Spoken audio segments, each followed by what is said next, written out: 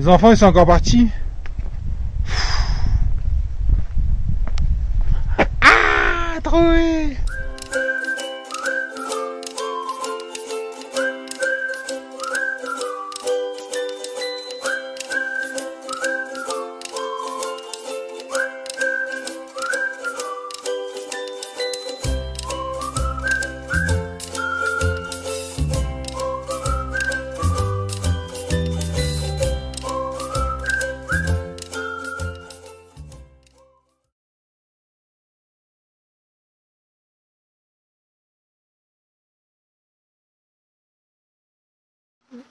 Nous quittons désormais Colca pour prendre la direction de Cusco, le nombril du monde. Autrefois capitale du grand empire Inca, Cusco fut à son apogée la ville la plus importante d'Amérique du Sud. C'est aujourd'hui une ville charmante, un incontournable du Pérou, porte d'entrée de la vallée sacrée des Incas. Située à 3500 mètres d'altitude, l'ancienne capitale de l'empire Inca est aujourd'hui connue pour ses vestiges archéologiques qui se mélangent à l'architecture coloniale hispanique. Véritable centre névralgique de la ville, la Plaza de Armas est le symbole d'un héritage colonial fort. Et ce colonialisme contraste fortement avec les pans de murs et les ruines de l'époque Inca présents dans toute la ville.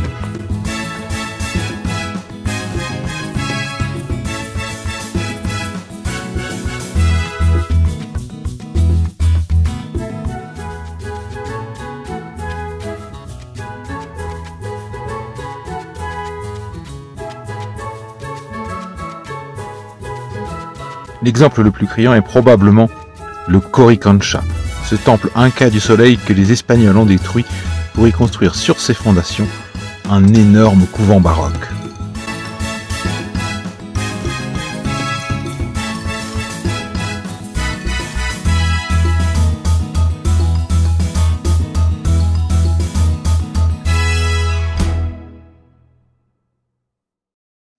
Cusco, c'est la porte d'entrée de la vallée sacrée des Incas que nous allons maintenant aller explorer.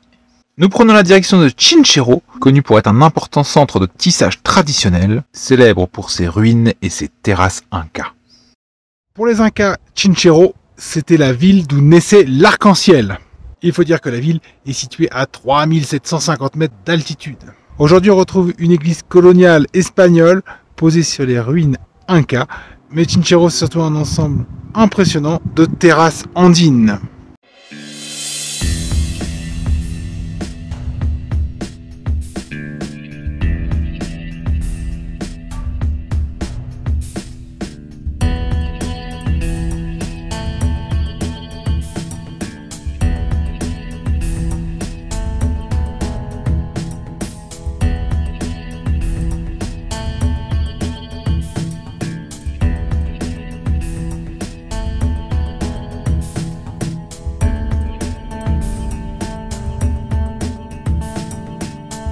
Les terrasses Incas avaient une double vocation.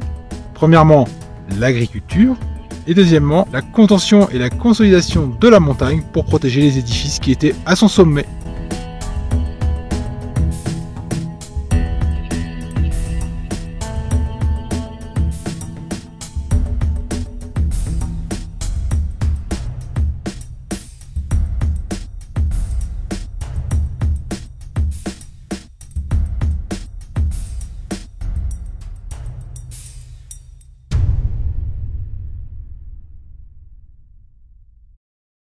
Direction le petit village de Maras, nous partons à la découverte des sites de Morey et des Salineras. Nous sommes à Morey. Ici, c'était le laboratoire des Incas. Ils avaient formé ici des terrasses circulaires et la conjonction de leur construction et du lieu leur permettait d'avoir un écart de 0,5 degrés par terrasse. Ça leur permettait de tester tout un tas de nouvelles cultures, voir ce qui poussait à cette altitude. Nous aussi, on est à 3500 mètres d'altitude. Et ça leur permettait également de faire pousser des plantes qui normalement ne poussent que dans la jungle, bien plus bas.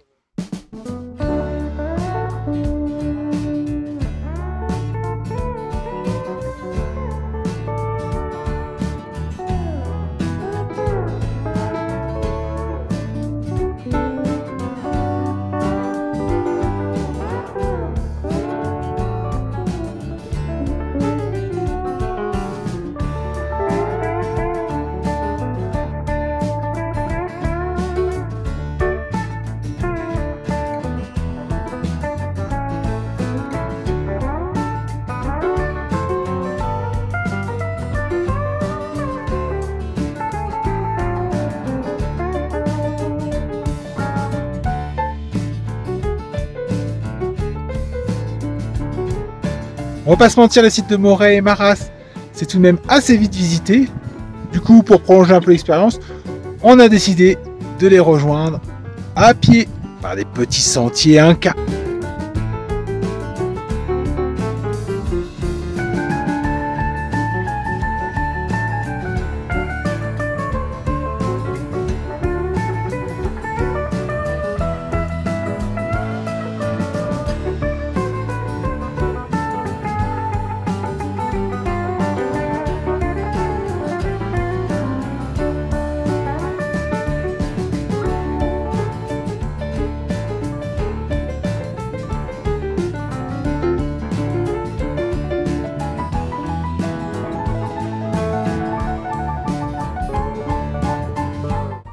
Nous sommes aux Salinas de Maras.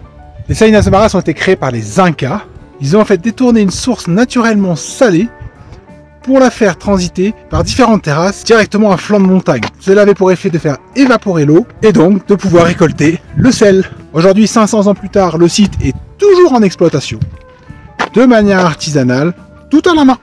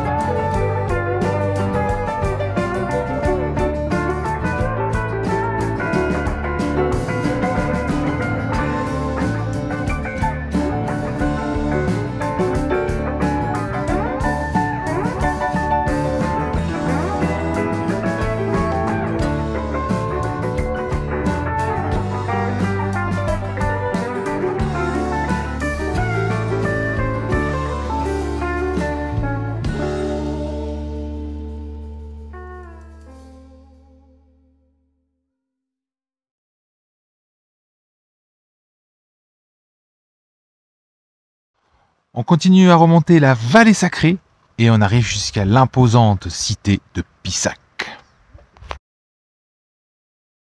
Le site de Pissac est situé à 3500 mètres d'altitude. Il est constitué de 3 petits villages et c'était la porte d'entrée pour la vallée sacrée à l'époque des Incas. Pissac, c'était le lieu de résidence del pueblo, du peuple. Ici, on vivait largement de l'agriculture, des récoltes de maïs, de quinoa, de pommes de terre. Il y en avait plus de 3000 sortes. Et Pissac, c'était également un haut lieu de l'artisanat. On produisait ici les meilleurs textiles de la vallée sacrée.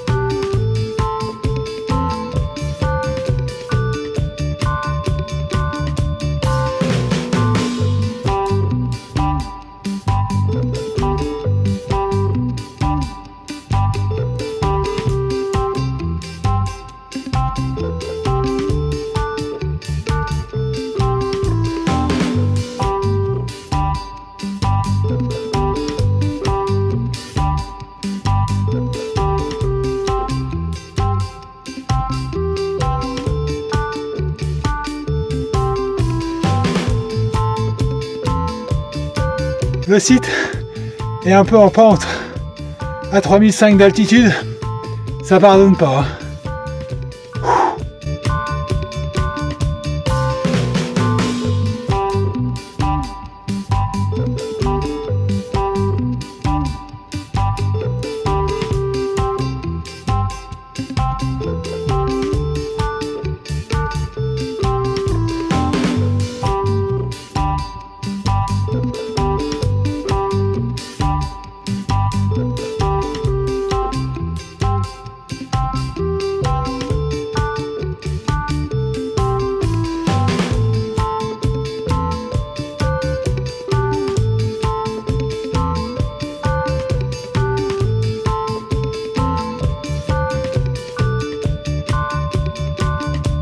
Ici, on est au Temple du Soleil et l'architecture est parfaite. Ce qui témoigne de l'importance du site.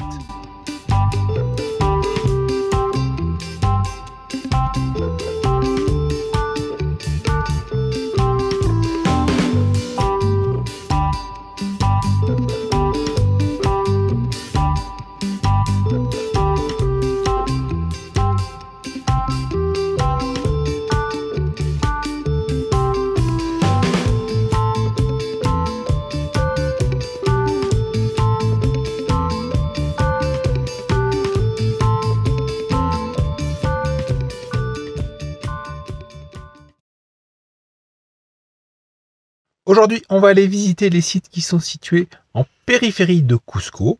Donc on s'est fait déposer ce matin à 8 km au nord de Cusco, à Tambo Machai, le premier des sites qu'on voulait voir. Et l'idée c'est de redescendre à pied jusqu'à Cusco en visitant les 4-5 sites qu'il y a à voir sur le trajet. Alors on a trouvé pour éviter la route notre petit chemin de l'Inca à nous. Et on va randonner à travers la campagne des alentours de Cusco. Ici, nous sommes à Tambo Machai. Tambo Machai, c'est un petit peu le lieu de villégiature, le lieu de repos. Là où on profitait des eaux thermales, notamment des petites cascades, des petites piscines. Les Incas savaient aussi se reposer et prendre du bon temps.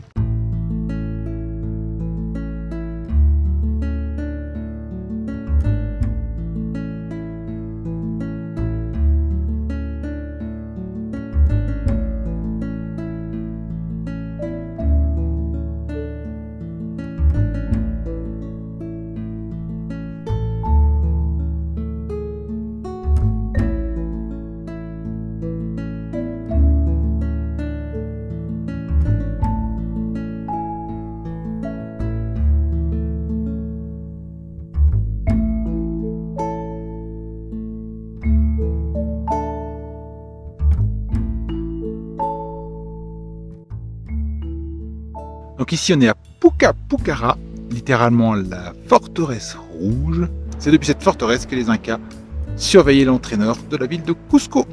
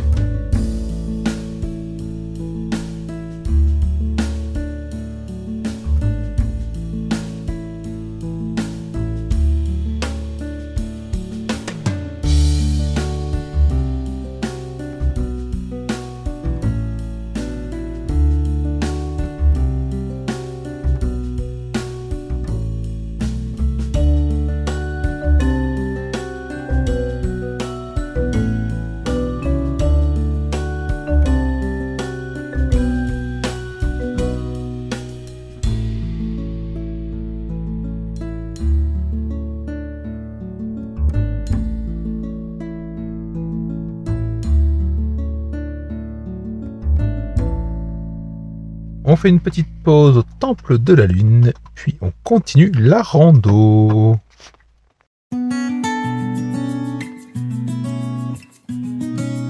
Nous sommes désormais à Kenko. Kenko, ça signifie la ligne qui zigzague entre les pierres. C'était pour les Incas un lieu sacré où ils faisaient des sacrifices.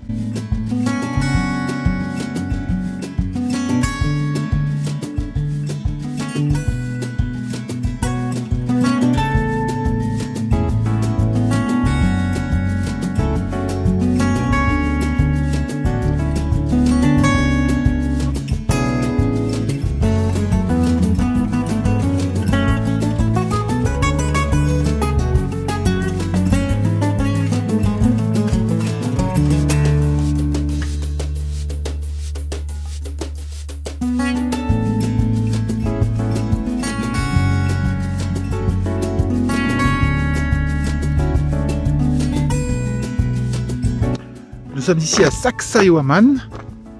Donc on est juste sur les hauteurs de Cusco. Et c'est là que les Incas avaient installé l'ensemble de leur centre religieux. Il y avait notamment un temple pour le dieu Inti, le dieu du soleil. Ce qui est marquant ici, c'est essentiellement l'architecture. Les murs de construction typiquement Inca avec les pierres qui sont enchevêtrées les unes dans les autres, dont certaines doivent peser plusieurs tonnes. C'est assez incroyable de se dire qu'ils ont réussi à amener ça ici.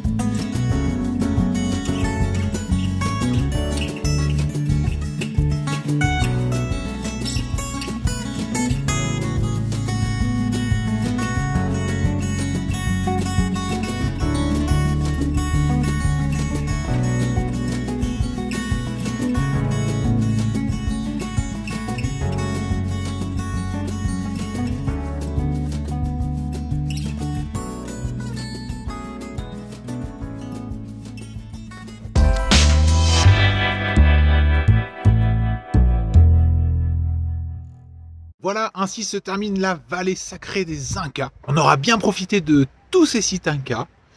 Et pardon, il manque le quoi? Machu Picchu? Qu'est-ce que c'est? C'est Inca ça? Ah, visiblement, il manquerait quelque chose. À suivre.